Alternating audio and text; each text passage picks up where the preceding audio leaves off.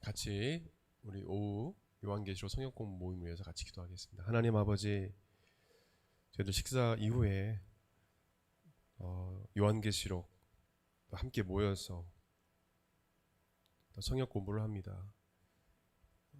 성경의 저자이신 성령님께서 주의 종을 붙잡아 주셔서 올바르게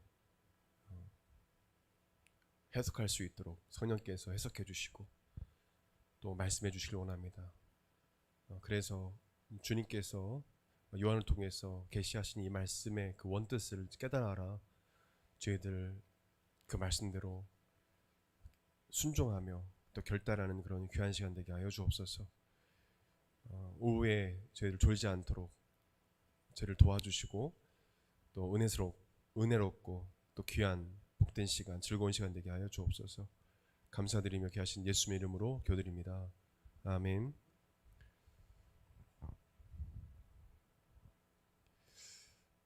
네, 지난 시간 우리 서머나 교회에 대해서 우리가 배웠습니다. 서머나 교회. 그래서 그 많은 핍박이 있었다는 걸 우리가 알게 되는데, 오늘을 그 환란과 궁핍 가운데 있었던 서머나 교회의 그 모습 우리가 보고, 이어서 우리 2장 12절 말씀부터 버가모 교회에 대해서 우리 같이 배워보도록 하겠습니다. 전에도 말씀드렸지만 이렇게 뭐라고 해야 될까요? 이렇게 손가락 외에 조그마한 고무장갑 있잖아요. 그것처럼 모양새가 이렇게 에베소, 서머나, 버가모, 두아디라, 사대, 빌라델비아, 라오디게아, 이렇게 이런 식으로 흘러가요. 그래서 그렇게 머릿속에 그리시면 위치는 이 손가락 모양처럼 누인 손가락 모양처럼 됐다는 거 보시면 안 돼요. 그래서 버가모는 이 서머나 다른 이제 교회보다도 이 북서쪽 쪽에 더 이렇게 위에 위치한 그런 곳이기도 합니다. 이 지역에 위치한 이 버가모 교회는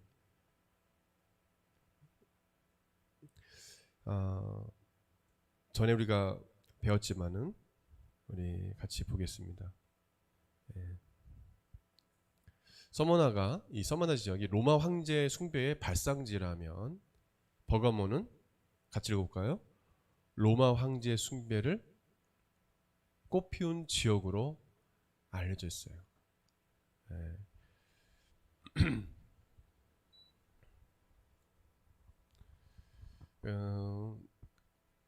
책에 나왔지 않지만 로마 황제 아우구스토를 위하여 신전을 지은 최초의 도시이기도 하고, 로마 황제에 대한 여기 오타가 나오는데 총감독 역할을 했던 도시가 바로 이 도시입니다. 그러니까 서머나하고 버가모 교회는 로마 황제 숭배에 대해서는 아주 가장 이 아시아 7교회 중에 서머나 버가모는 누가 더 황제 숭배를 했다 할 수 없을 정도로 둘 다 로마 황제 숭배의 발상지다, 꽃피운 지역이다 할 정도로 가장 많았던 곳 중에 하나입니다.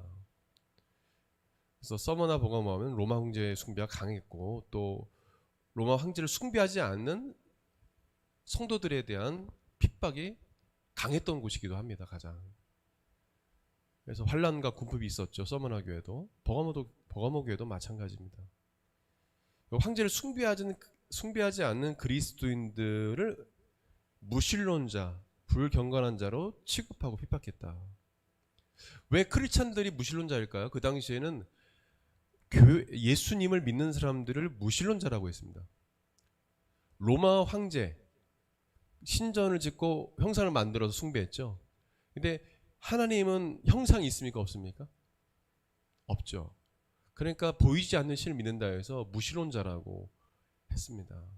저 사람들은 무슨 신이 보이지도 않고 저 사람 신도 없는 사람들이야. 응? 알도 못하는 사람들이야. 무신론자라고 핍박하고 아주 불경건한 자다, 신도 없는 사람들이다 취급하고 핍박했다. 또 이 이 버가모 지역에는 이 로마 황제 숭배뿐만 아니라 다양한 신들의 이교적 숭배 행위도 있었어요.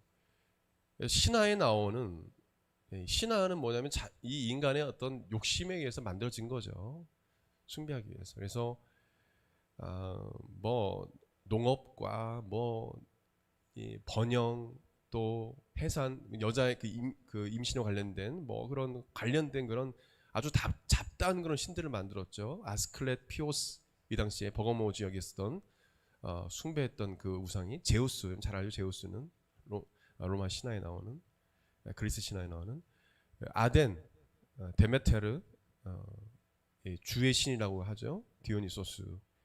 말도 안 되는 그런 신들을 만들어서 아주 이교적인 그런 숭배 행위도 있었다. 그런데 이 지역에서 이 이교적 숭배, 신화에 나오는 이 신들을 숭배하는 자들보다도 로마 황제를 숭배한 자들에 의한 핍박이 강했다는 것, 그것은 우리가 알고 넘어가면 좋을 것 같아요.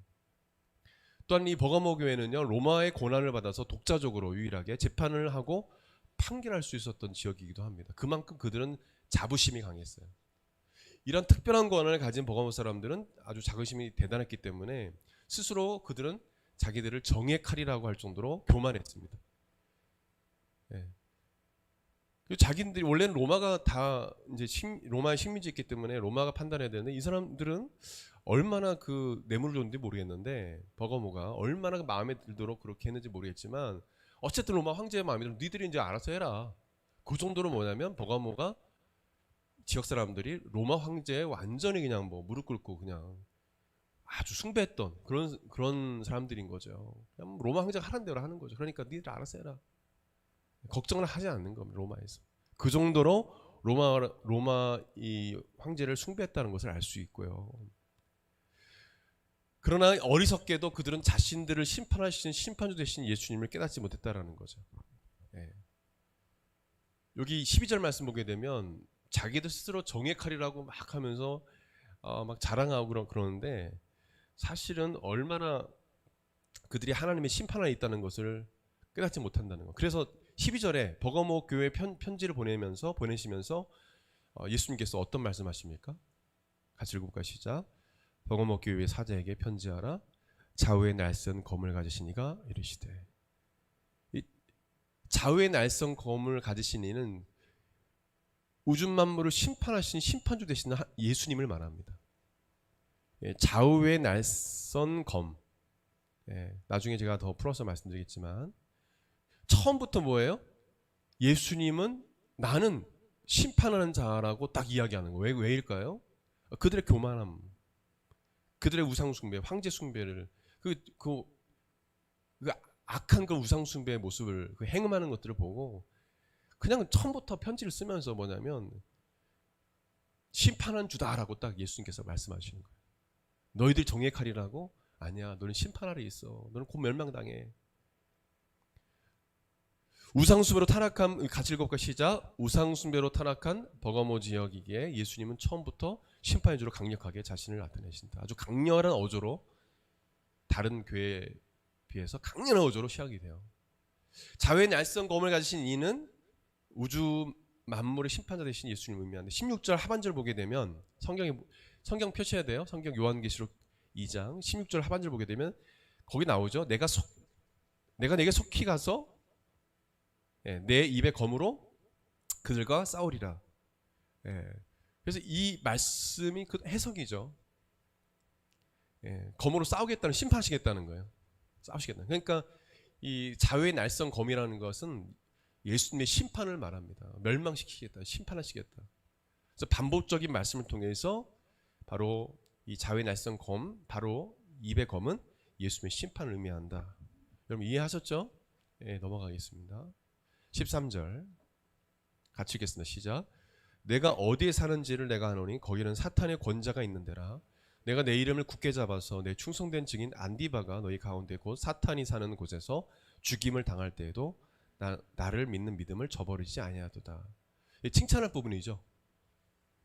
서머나는 뭐 책망할 부분은 없었지만 이제 이 버가모도 이제 에베소와 같이 칭찬할 부분과 책망할 부분이 있다. 칭찬할 부분이 뭐예요? 아는 분 말씀해 주세요. 성경에 나와 있죠. 13절에. 추려서 내가 내 이름을 굳게 잡아서, 그거 줄치세요. 내가 내 이름을 굳게 잡아서 나를 믿는 믿음을 저버리지 아니하도다. 그러니까 믿음을 배반하지 않은 거.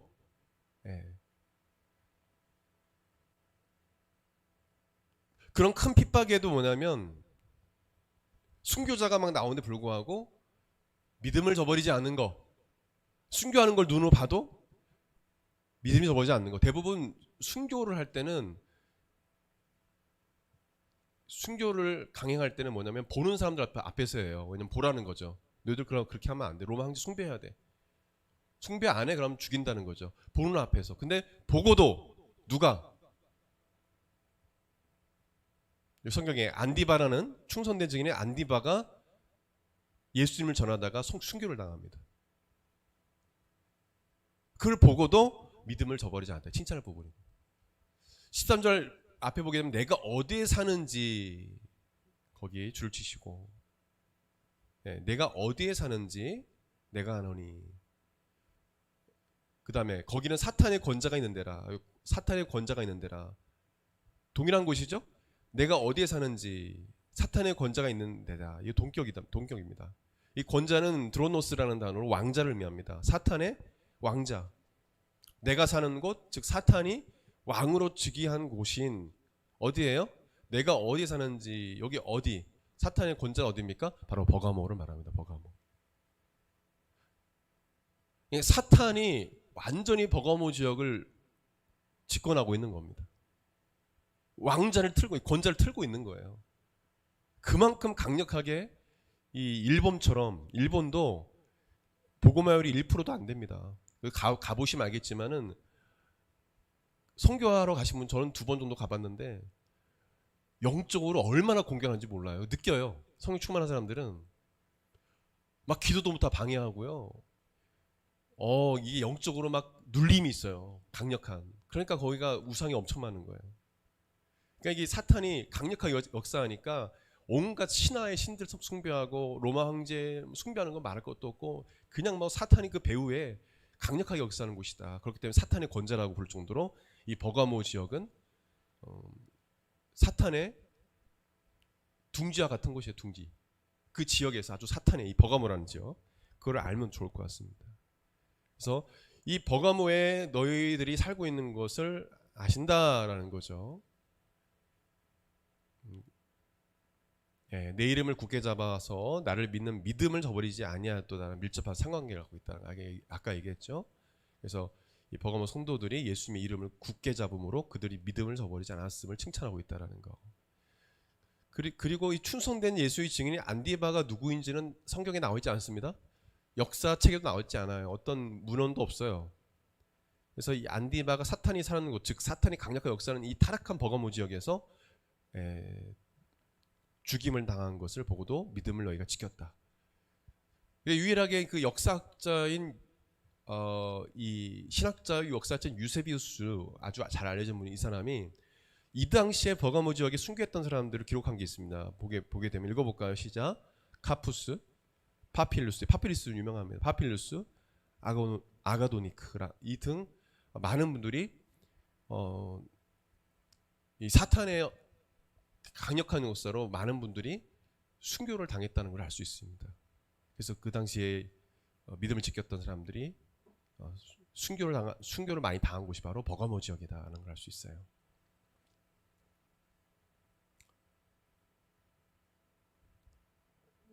예, 14절 말씀 보겠습니다. 14절 시작. 그러나 내가 내게 두어 가지 책망할 것이 있나니 거기 내게 발람의 교훈을 지키는 자들이 있도다. 발람이 발락을 가르쳐 이스라엘 자손 앞에 걸림돌을 놓아 우상의 제물을 먹게 하였고 또 행음하게 하였느니라. 이와 같이 내게도 니골라당의 교훈을 지키는 자들이 있도다.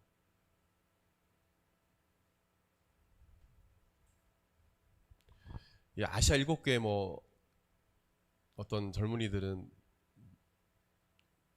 뭐 2장 3장 쉽다고 하지만 막상 물어보면 몰라요. 몰라요. 모르면서 그냥 뭐 알아요 목사님 하는데, 아니 이거 해석 제대로 해 가야 됩니다. 물론 몰라요.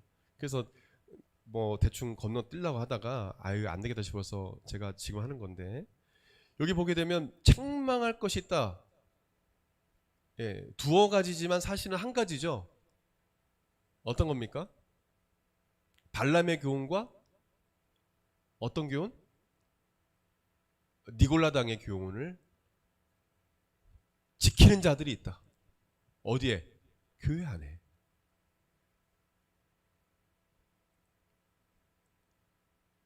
그럼 발람의 교훈은 어떤 겁니까? 읽어봅시다. 읽어봅시다. 시작. 예, 발람 뜻은 어떤 뜻입니까? 선지자예요. 백성을 파멸시키는 자라는 뜻이에요. 발람은 시작. 발람은 모압 왕에게 돈을 받고 이스라엘 백성을 저주하려 했지만, 이렇게 오타가 이렇게 많아. 하나님께서 막으시자 발락을 가르쳐, 이 발락은 모압의 왕입니다. 모압의 왕 발락을 가르쳐 이스라엘 남자가 모압 여인과 행음하게 하고 이제 결혼을 하게 만든 거예요. 그리고 우상 숭배하게 함으로 스스로 하나님의 심판을 받도록 하는 사탄의 계기를 사용했다. 민수기 22장에서 25장 나와요. 그러니까 발람이라는 선지자가 발락에게 돈을 받고 이스라엘에게 저주를 하려고 했어요. 근데 하나님께서 막으시죠. 주의 천사 막 칼을 두고 막 이러고 있는 걸 보게 되죠. 짐승이 막 길을 막고. 근데 이제 하나님 막으시니까 어떡합니까? 이 모압 왕 발락에게 가르쳐서 뭘 가르쳐요? 스스로 파멸하게 만들자. 하나님이 그들을 심판하게 만들자. 이 악한 생각을 해요. 정말 아주 악한 생각입니다. 그래서 이스라엘 남자들이 모압 여인과 결혼하게 만들자. 결혼하게 만들어라. 그러면 이 이스라엘 남자들이 모압 여인이 데려온 이 우상을 숭배해야 될 것이다. 그럼 누가 진노합니까? 발락과 발람 선지자가 손을 대지 않아도 누가 진노하세요? 하나님이 진노하시는 거죠. 하나님이 그들 때리시죠. 여러분, 발람이요 이렇게 악한 생각을 한 거예요. 누굴 이용하려고 한 거예요? 하나님을 이용하려고 했던 사람이에요. 발람. 나쁜 사람입니다, 이 사람. 하나님을 진노케 해가지고 스스로 그냥 하나님이 진노하게 만들어서 하나님의 성품까지도 이용한 악한 자입니다. 이 발람의 교훈은요 어떤 거냐? 두 가지입니다. 따라봅시다. 우상 숭배, 행음. 두 가지예요. 두 가지. 이 발람의 교훈은 우상 숭배와 행음입니다. 교회 안에 어떤 자리 있었냐면, 나중에 보겠지만 보세요. 같이 읽어봅시다. 뒤에 성도들이 시작. 성도들이 행음하고 우상 숭배하는 것이 문화적 적응이나 단순한 사회적 책임 차원에서 용납될 수 있다고 미혹했을 것이다 라고 신학자들이 얘기합니다. 그리고 발람처럼 이들은 성도들을 이용해서 이득을 취하고자 했다. 이런 거짓 발람의 교훈을 가리키는 거짓 교사들이 뭐예요? 괜찮아.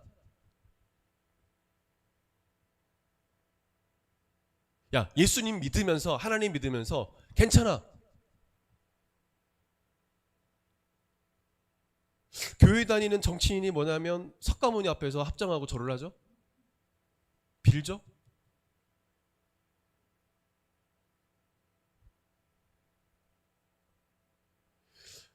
교회 장로라는 대통령, 교회 장로라고 하는 어떤 당의 대표였던 분, 국무총리였던 분, 전 다 알아요. 장로예요, 장로. 둘 다 장로예요. 근데 뭐냐면 일하고 있어요. 욕도 먹을까봐 우상 앞에 절을 해요. 왜 그 우상 앞에 뭘 물을 붓고 뭐 소원을 빕니까? 뭐가 두려워서 그래요. 근데 그렇게 안 한 정치인은 욕도 먹었어요. 누구라고 얘기 안 해요. 엄청 욕을 해요. 고개 숙이지 않았다고. 왜 고개를 왜 숙여요? 그런 거예요. 괜찮아. 예. 자신들의 어떤 이익을 취하기 위해서 이런 것들을 하는 거죠. 어떤 이익이 있었나 모르겠습니다. 어쨌든 간에 이익을 취하기 위해서 뭐 돈거래가 있었겠죠. 성도들로 하여금 우상 숭배하고 간음을 하게 하는 그런 행위를 했다는 것이 바로 발람의 교훈을 가르쳤던 그런 거짓 교사들입니다. 이것을 버거목 교회 성도들이, 어떤 일부 성도들이 따랐다는 거예요.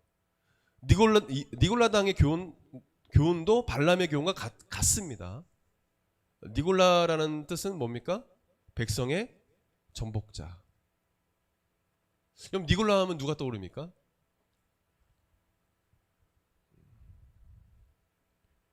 사도들이 세운 7 집사 중에 니골라가 있죠. 니골라. 그 니골라가 믿음이 변절됐지 않았을까? 라고 신학자들은 이야기하지만 그건 확실하지 않아요. 똑같은 이름의 거짓 선지자이지 않을까? 그렇게 이야기하기도 하고, 확실하지 않으니까 그거는. 대부분 그러나 신학자들은 그 집사가 혹여나 변절되지 않았을까? 뭐 그렇게 이야기한다. 근데 어쨌든가 니골라라는 이 사람이 뭐냐면 당을 저어서 교훈을 가르쳤는데 그것이 바로 발람의 교훈 같습니다. 제가 한번 그 연구를 해보니까 제가 요약을 했습니다. 한번 읽어봅시다. 시작. 니골라 당은 육신의 충동을 절제하지 않고 쾌락적인 삶에 자신들을 내던진 그리스도인들을 일컫는 이름이었다. 니골라 당은 말씀을 따라 순종하는 삶을 멸시하고 간음을 일삼고 우상 제물을 먹고 쾌락주의에 빠진 영지주의자들과 같은 자들이었다. 니골라 당의 교리 핵심은 거룩한 것과 속된 것의 구별을 없애고 세상과 교회의 차이를 알 수 없게 만들며 세상과 타협하는 것이다. 여러분, 세상과 타협하는 사람은요, 니골라 당의 교훈을 지키는 사람들입니다. 발람과 니골라 당의 교훈을 지키는 사람이 교회 안 한국에 있을까 없을까요? 있으면 안 되겠죠. 있지 않기를 바랄 뿐입니다. 근데 교회 다니면서 무당 찾아가고, 교회 다니면서 무슨 뭐 자기가 정치인이다 뭐다, 제가 뭐 명예가 있는 사람이니까 그 인기를 얻기 위해서 석가모니 앞에 절을 한다든지, 다 뭐냐면 니골라 당이에요. 발람의 교훈 같은 사람들이 우상 숭배하고 행음하는 것, 영적 간음도 행음이에요. 하나님 섬긴다 하면서 우상 숭배하는 그 자체가 영적 간음인 거예요. 응? 남자 여자만 간통하고 이것만 간음이 아니라 영적 간음은 그 하나님을 사랑한다고 하고 섬긴다면서 우상 숭배하는 사람이 간음하는 거예요. 두 가지입니다. 하나님이 정말 싫어했던 이스라엘의 그 모습은 두 가지예요. 우상 숭배와 행음입니다. 이걸 또 뭐 초대교회 또 이 사탄이 이들을 이용해 가지고 가르치고 있는 거예요, 교회 안에. 이런 프랑스와 영국 이런 유럽의 그 신앙생활을 잘했던 그 성도들이 모인 교회들이 왜 지금 술집으로 바뀌고 왜 이런 무슨 클럽이나 이런 세상 단체로 바뀌었을까요? 이거예요. 이거 교회가 주의할 거예요. 세상과 타협했기 때문에 그렇습니다. 세상의 죄악과 타협했기 때문에 교회는 타락하게 돼 있습니다. 그러니까 교회의 어떤 권위가 사라져 버리는 거예요. 교회의 거룩함이, 순결함이 사라져 버리니까 세상과 똑같네. 교회 가서 뭐해? 하나님이 그러니까 성령이 떠나시죠. 교회를. 하나님 촛대로 옮기시죠. 그러니까 교회가 술집이 되는 거예요. 교회는 건물이 아니거든요, 사실은요. 오늘 우리가 성경 공부하면서 이런 분들 있을 거야. 목사님, 저는 아니죠. 아니요. 간접적으로 올 수 있어요. 응? 남이 그냥 하니까 그냥 그냥 따라가 볼까? 그냥 이 정도 괜찮겠지 하다가 그냥 합리화되면 끝나는 거예요. 가는 거예요. 그게 가는 거예요. 그래서 크리스찬 정치인들이 그렇게 가는 거거든요. 그렇게 교회는 타락해 가는 거예요. 하나둘씩 다 받아들이고 다 하다 보면 저 사람 전도하려면 다 맞춰야지. 막 그냥 교회도 막 예배도 무질서하고 교회도 무질서하고 막 법도 없고 막 그냥 아무나 그냥 다 그냥 교회. 응? 여러분, 초대교회는 규정이 있었을까 없을까요? 교회에? 법과 규정이 있었어요. 교회요. 그걸로 지켜나갔습니다. 그래서 교회가 든든히 서갔다고 성경은 기록하고 있습니다. 예루살렘에서 총회에서 만든 규정이 있어요. 그 규정에 따라서 이방 민족을 전도할 때 그들이 하지 말아야 할 것, 우상 숭배, 피채 먹지 말 것, 뭐 이런 것들 다 규정에 돼 있어요. 교회가 그런 걸 지키지 않은 것입니다. 사도들이 전한 그 규정과 교회의 어떤 규정을 정하지, 그때 당시에 있었던 건 뭔지 모르겠지만은, 그 다음에요. 여기서 보게 되면 이들이 발람의 교훈과 또 니고달랑의 교훈을 지켰다고 했죠. 지키다라는 뜻은 크라테오라는 단어인데 굳게 지키다라는 단어입니다. 읽어볼까요? 굳게 지키다. 시작. 발람과 니고라당의 교훈에 강한 집착을 보이고 그 사상들에 사로잡혀 있었음을 의미하고 있다. 예. 이거는 아주 강한 집착을 가지고 그 사상에 사로잡혀 있음을 의미하는 단어입니다. 크라테오. 굳게 사로잡혀 있는 거예요. 아주 그냥. 이것이 진리인 줄 알고, 하나님께 예배도 드리고, 뭐 이런 우상숭배, 행음도 하고 세상 사람과 어울리고, 구별이 안 되는 거예요. 성도로서 구별이 안 되는 거예요. 로마 황제도 숭배하고, 예. 신화의 신도 숭배하고, 뭐 어때? 그냥 우상제물도 먹고. 마태복음 6장 24절 말씀 읽어봅시다. 시작. 한 사람이 두 주인을 섬기지 못할 것이니 혹 이를 미워하고 저를 사랑하거나 혹 이를 중히 여기고 저를 경히 여김이라. 너희가 하나님과 재물을 겸하여 섬기지 못하니. 재물 다른 거 없어요. 발람이에요. 발람. 돈에 미쳐가지고 하나님 이름 팔아버린 놈 아니에요. 니굴라당도 막 똑같은 겁니다. 하나님 이름 팔아가지고, 우리나라 보세요. 정강훈이라든지 이런 목사를 보면 뭐 윤석전 그 큰 교회 목사도 같이 해가지고 같이 막 예배드리고 기독당 이런 거 만들고. 여러분, 우리가 따라봅시다. 세상 사람들을. 그럼에도 불구하고 사랑해야 한다. 여러분, 전도할 대상인 거예요. 근데 막 무슨 뭐 흑백으로 나눠가지고 믿는 사람들이 이론적으로,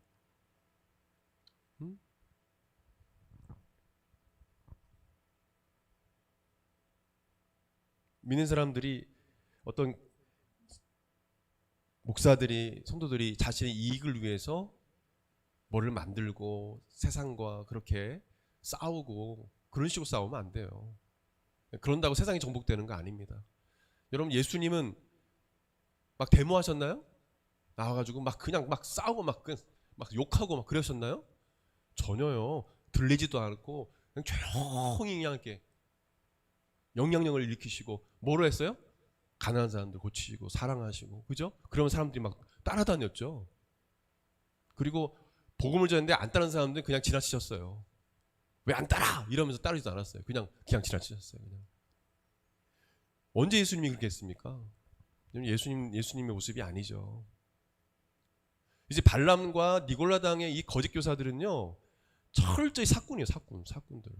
지금도 이런 사람들이 있습니다. 이익을 위해서 목사직을 하는 사람도 있어요. 잘 될 수도 있습니다. 그런 데가 막 이런 거 하잖아요. 사람들이. 인간은 되게 이 뇌가 연약해서요. 기껏 써봤자 뭐 10% 알고. 우리 하여튼 잘 미혹되고 선동에 잘 이렇게 미혹돼요. 그러니까 북한에서 많은 사람들이 이렇게 선동돼서 이렇게 따르잖아요. 또 선동하는 사람들은 막 잘해요. 그걸 아주. 그러면 사람들이 딱 따라요. 예수님을 따르는 게 아니라 선동자를 따르는 거예요. 나중에는 그런 사람들은 흩어져요. 사라지게 돼 있습니다. 주변 찾아봐도 없어요. 근데 예수님 따르는 사람들은 절대 흩어지지 않아요. 할렐루야. 구름같이 허다한 증인들이 계속 따릅니다. 그런 길에 서면 안 돼요. 발람과 니고랑 같은 사꾼 목사들 따라가면 안 됩니다. 16절 보게 되면 같이 읽겠습니다. 그러므로 회개하라. 그리하지 아니하면 내가 내게 속히 가서 내 입의 검으로 그들과 싸우리라. 예, 발람과 니골라당의 교훈을 따라 행음하고 우상숭배한 것을 회개하지 않으면, 예, 심판하시겠다는 거예요. 내 입의 검으로 그들과 싸우리라. 심판하시겠다는 거예요. 이 회개는 그 회개를 말해요. 행음과 우상숭배를 회개해라. 교회 다니면서 간음이나 하고 간통이나 하고 결혼했는데 그 하나님 다 아시거든요. 그런 거 다 그 자체 행음하는 행위예요. 회개해야 돼요. 회개. 민수기 22장 30절 말씀 보게 되면 이렇게 나옵니다. 같이요. 때에 여호와께서 발람의 눈을 밝히심에 여호와의 사자가 손에 칼을 빼어 들고 길에 선 것을 보고 머리를 숙이고 엎드리니. 여기도 칼이 나오죠. 칼, 그죠? 여기 보면 내 입에 검, 그죠? 자외 날선 검, 칼이 나오죠. 이게 다 하나님께서 요한이 갖고 있었던 그런 생각과 그 배경을 가지고 다 예수님께서 그 당시에 사람들이 알아들 수 있도록 하신 겁니다. 그래서 이 내 입의 검, 또 자외 날선 검은 민수기 22장부터 25장 사이에 나와 있는 그 내용을 보게 되면 거기에도 칼을 빼들고 있었던 여호와의 사자의 모습을 통해서 심판하시는 하나님, 이 칼이라는 게 심판하시는 하나님을 의미한다는 것을 더 확실히 알 수 있습니다. 왜요? 발람에 관한 내용이 민수기 12장부터 나오거든요. 여러분 이해되셨죠? 그래서 그냥 뭐 자외 날선 검은 뭐다 그냥 개인적으로 이렇게 억지로 막 그렇게 해석하면 안 돼요. 여기 성경과 제가 말씀드렸죠. 성경이 가장 큰 주석이다. 그죠? 그래서 신약 성경을 보면 또 구약을 보면 그래서 여기다 예수님이 검이라는 말을 넣으셨구나라는 것을 신기하게 알아갈 수 있는 거죠. 심판을 의미한다. 그다음에 마지막 보겠습니다. 같이요. 이거 좀 어려운 말씀이거든요. 같이 시작. 귀 있는 자는 성령이 교회들에게 하시는 말씀을 들을지어다. 여기까지 봅시다. 왜 예수님께서 말씀하신 거거든요. 좀 계시 말씀요. 근데 왜 항상 귀 있는 자는 저 얘기했죠? 귀 있는 자들은 말씀을 깨닫는 성도들을 말하죠. 귀 있는 자들 아무나 깨닫지 못합니다. 이 말씀 듣지도 않아요. 무슨 말인지 깨닫지 못. 귀 있는 자는 성도들은 성령이 교회들에게 하신 말. 왜 예수님이 성령이 교회들에게 하신 말씀을 들을지 아실까요? 교회의 주인으로 누구로 교회를 운영하신 분 누구로 예수님께서 승천하시기 전에 말씀해 주고 가셨어요? 성령님. 성령님이 또 다른 보혜사로 너희들을 인도하실 것이다. 교회를 운영하시는 분은 누구예요? 성령님이시기 때문에 역할이 있으시거든요. 그래서 예수님께서 말씀하시는 거예요. 이것이 그 성령님이 이야기하는 거다. 너희들에게 이야기하는 거다. 이기는 그에게는 내가 감추었던 영적 싸움에서 승리한 구원받은 사람을 말하죠. 이기는 자는 구원받는 자를 말합니다. 내가 감추었던 만나를 주고 같이 읽까요? 또 흰 돌을 줄 터인데 그 돌 위에 새 이름을 기록한 것이 있나니 받는 자밖에는 그 이름을 알 사람이 없느니라. 이게 좀 난해 구절이긴 합니다. 그죠? 읽어보면은 아시아 7교회 이거 뭐 말씀 쉽네 하는데 보면 무슨 뜻입니까? 몰라요. 잘 이해 못합니다. 완전한 해석은 할 수 없지만 여러 가지 그 배경과 말씀과 주석과 이런 걸 볼 때 가장 가까운 거 같이 읽어봅시다. 어떤 내용인가 시작.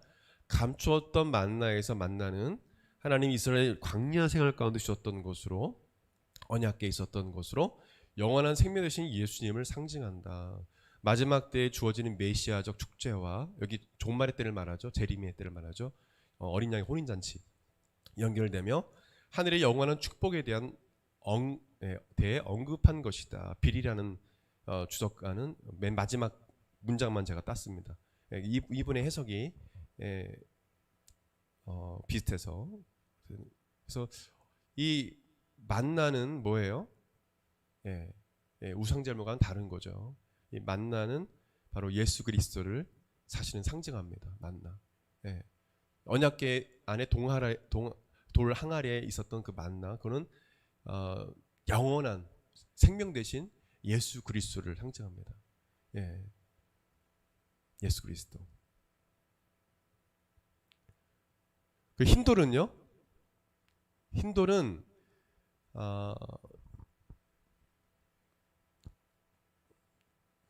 여기 해머라는 해머 하여튼 모르겠습니다. 여기 독일 사람인지 모르겠는데 뭐 히머라는 이 사람이 그 당시에 이제 있었던 이 흰돌, 왜냐하면 하나님께서는 우리 인간들의 어떤 그 배경을 이용해서 이해를 도우시거든요. 그 당시에 여러 가지 그 돌에 대한 그 연구를 했는데 그 당시에 이 흰돌이 쓰였던 이 두 가지에 초점을 맞추고 있습니다. 뭐냐면 고대 재판에서 심판관들이 심판을 위해 던졌던 흰돌, 또 검은 돌이 있었습니다. 그리고 축제 때 입장을 위해서 흰돌이 있었다는 것입니다. 티켓용으로 그때 돌을 갖다가 이용을 했다라는 거죠. 그래서 연구를 해보니까 그런 것이 있었던 걸 보아서 흰돌은 바로 마지막 때의 어린 양의 혼인잔치 축제 때 참여하게 되는 마지막 주의 재림의 때, 어린 양의 혼인잔치라고 하죠. 예수님께서 이 땅에 오실 때를, 재림의 때를. 그 혼인잔치에 마치 축제 때 입장을 위해 택한 용어 힌도를 사용하듯이 참여하는 자들이 갖고 있는 것을 힌돌이라고 한다. 그렇게 유명한 많은 신학자들은 동일하게 이렇게 이야기하고 있습니다. 저도 동의하고요. 그 다음에 그 돌 위에 새 이름을 기록한 것이 있다라고 돼 있죠. 이 앞에 보게 되면 뭐라고 돼 있습니까? 만나를 주고 영원한 생명을 말하죠. 흰 돌을 줄 터인데 그 돌 위에 새 이름을 기록한 것이 있나니. 새 이름. 이 새 이름은 뭡니까? 바로 읽어봅시다. 흰 돌 위에 새겨진 새 이름은 그들로 하여금 천국에 입성할 수 있는 자격을 부여하는 것을 의미합니다. 그 이름이 있어야 돼요. 이름이. 축제에 들어가는 티켓은 있는데 거기 이름이 없고 그러면 안 되겠죠. 그러니까 거룩한 예복을 입지 않으면 들어보내지 않는 것처럼 혼인잔치에 그 돌 위에 이름이 있어야 된다는 거예요. 그 새 이름. 그 새 이름이 뭐냐? 그 이름을 알 사람이 없냐? 이 알 사람이 없다라는 거는 아까 위에 보게 되면 말씀 보게 되면 그 이름을 새 이름으로 기록한 것이 있나니 받는 자밖에 그 이름을 받는 자밖에는 그 이름을 알 사람이 없다. 알 사람이 없다는 것은 뭐예요? 불신자들을 말하죠. 불신자들은 예수님과 성도의 비밀스러운 관계를 알 수 없다라는 말과 같습니다. 알 수 없다. 정리해서 말씀드리면은 제가 여러 또 주석 또 신학자들 또 이필립 또 리차드 보컴 이런 분들의 주석을 종합해 본 결과 이 따라봅시다. 감춰온던 만나, 흰돌, 새 이름은 예수 그리스도를 상징한다. 예수 그리스도 이름이 새겨진 자, 그 이마에 성령으로 인침받은 사람, 예수 그리스도의 이름이 새겨진 사람, 그 흔적이 있는 사람, 예수 그리스도를 믿는 자들은 영원한 구원을, 그 영원한 생명을 받는다는 것을 의미합니다. 그래서 이 교수도 정리를 제대로 못했더라고요. 근데 보니까 제가 쭉 보니까 바로 이 만나나 흰돌 새 이름은 바로 예수 그리스도를 상징한다는 것을 알 수 있습니다. 여러분 묵시문학에서 어떤 그 내용들 보게 되면 이런 것들은 대부분 단어들이 뭘 의미한다고 했죠? 상징을 의미한다고 했죠. 어떤 걸 상징하는가 이런 걸 보면 우리가 해석이 쉬워질 수 있고 아까 말씀드렸던 축제 때 뭐 흰돌 유황 이런 거는 알아야 됩니다. 왜냐하면 그 당시의 배경을 그 당시에 있던 상황들을 통해서 그 당시에 요한계시록을 읽었던 사람들은 이해를 했을 거거든요. 근데 우리는 이해가 안 되잖아요. 흰돌하면. 그러니까 그렇게 이해를 하되 중요한 건 뭐냐면 바로 예수 그리스도를 배반하지 않고 발람과 니골라당의 교훈을 따르지 않고 예수 그리스도를 믿는 믿음을 배반하지 않는 자들은 어린 양의 혼인잔치, 이 거룩한 혼인잔치에 참여해야 될 것이라는 것을 말씀해주고 있다라는 것입니다. 말씀을 좀 정리하겠습니다. 오늘 여기까지 하게 되는데요.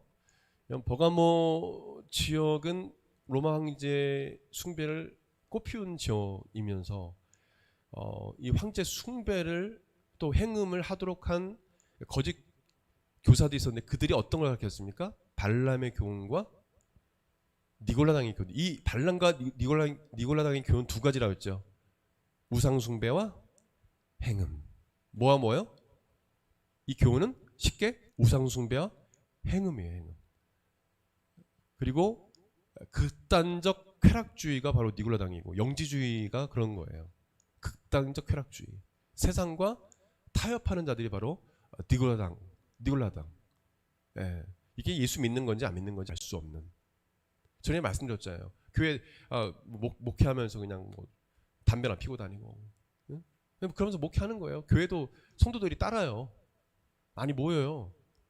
그냥 하는 거예요. 그냥 정치를 하는 건지, 성도임에도 불구하고 그냥 똑같이 뭐 점쟁이 찾아가서 그냥 점이나 보고 행사되면 그냥 석가모니 앞에 절이나 하고, 이런 사람들은 믿음 배반한 자들이에요. 예. 그래서 이런 것을 주의해야 된다. 믿음을 지키는 자들은 감추어진 만나, 힘돌, 새 이름, 이것을 받게 될 것인데, 이거 바로 예수님 상징하죠. 예. 영생을 상징하죠. 예. 그들은 구원을 받게 될 것이다. 하나님 나라에 동참하게 될 것이다 라는 거예요. 예. 하나님 나라에 동참하게 될 것이다. 그 어린 양의 혼인잔치에 참여하게 될 것이다 라는 그런 의미입니다. 맨 마지막 말은 아시겠죠? 예. 그래서 어떤 이렇게 최대한 말씀의 이해도를 위해서 이렇게 해석할 수 있지만 이것이 꼭 100%는 아니다라는 거 여러분 아시겠죠? 그냥 그렇게 우리가 제가 여러 신학 서적을 봐도 확실하게 얘기를 못 해주고 있었어요. 그래서 제가 지금 결론을 내린 겁니다. 그리고 우리나라의 권위인 그 교수님도 결론을 못 내고 그냥 설명만 하고 끝냈어요. 근데 보니까 예수님을 상징하는 것이다. 영원한 생명이신 예수 그리스도. 그분의 어린 양의 혼인잔치에 참여하는 것을 말한다라고 결론을 제가 맺어 드립니다. 우리 질문 받겠습니다. 혹시 말씀을 여기 읽다가 좀 이해가 되지 않는 부분들 혹시 있습니까? 제가 아는 선에서 제가 모르는 거는 모른다고 할 수밖에 없어요.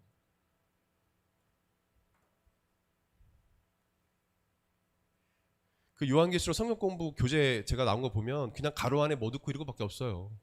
이런 설명 안 해줘요. 그냥 뭐 이런 그냥 뜻일 것이다 그냥 해놓고. 그래서 좀 어렵게 좀 들릴 수 있습니다. 이해하시고. 어렵다고 말씀드렸어요. 정말 쉽게 말씀드리는 거니까 쉬운 분들은 쉬울 겁니다. 이해하시고 성경 공부니까 졸릴 수밖에 없어요. 깨워서 말씀 들으시고. 말씀이 있다가 좀 의문이 생기거나 이런 부분 좀 질문 있는 부분이 있습니까?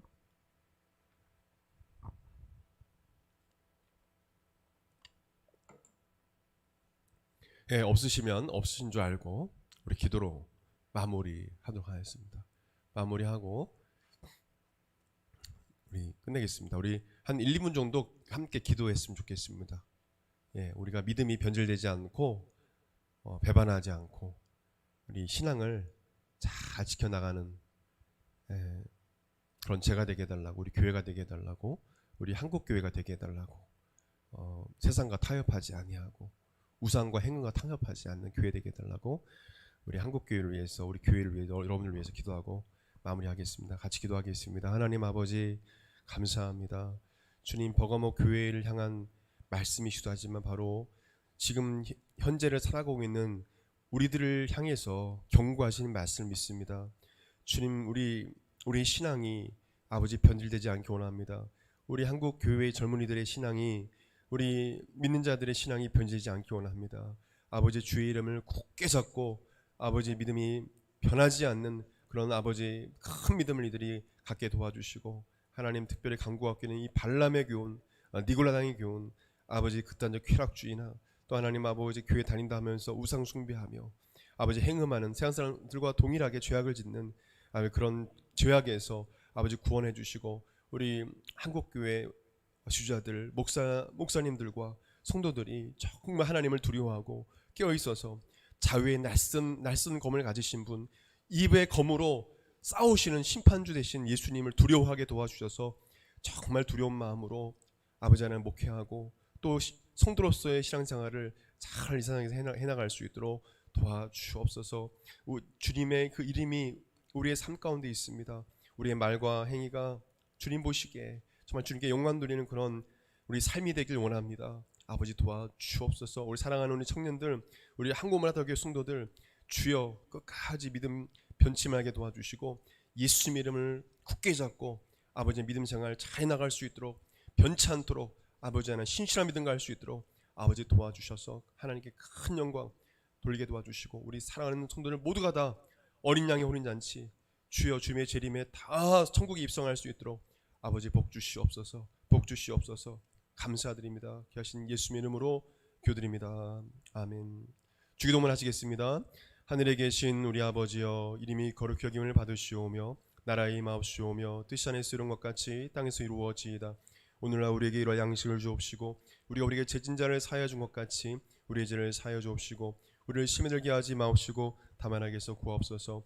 나라와 권세 영광의 아버지께 영원히 있사옵나이다. 아멘.